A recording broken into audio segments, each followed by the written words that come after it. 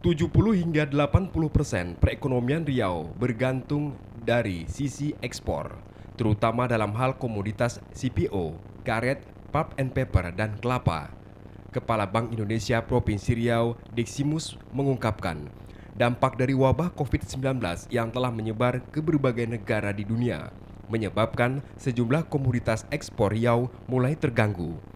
Hal itu dikarenakan negara tujuan ekspor Riau seperti Cina, Tiongkok, dan Eropa adalah epicentrum atau pusat dari COVID-19. Dari 4 komoditas utama ekspor Riau, 2 diantaranya telah berdampak, yakni CPO dan karet. Dalam situasi normal, CPO tumbuh lebih dari 13% di periode Januari-Februari. Namun akibat dampak COVID-19, CPO hanya tumbuh 5,18%. Hal yang sama juga terjadi pada komoditas karet.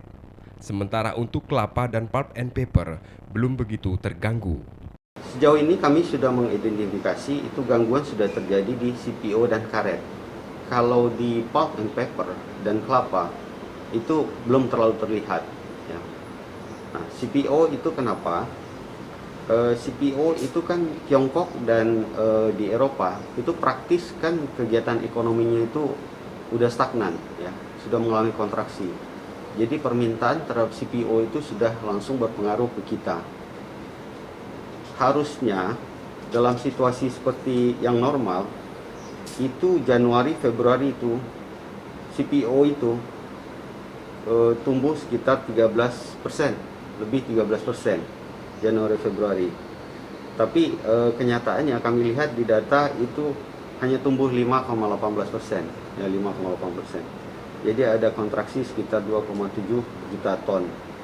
Nah, itu setara sekitar 899 miliar per bulan, ya, hampir 1 triliun per bulan. Kemudian kalau yang karet, itu dalam situasi normal, itu harusnya tumbuh sekitar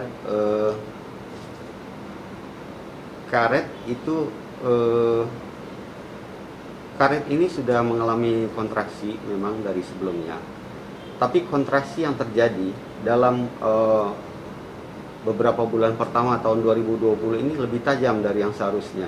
Ekspor pulp and paper masih aman sebab menjadi komoditas yang dibutuhkan oleh negara tujuan. Sementara untuk kelapa yang diekspor ke Malaysia relatif stabil sebab menjadi kebutuhan primer di negara tersebut. Muhammad Rizal, Efrizon TVRI melaporkan.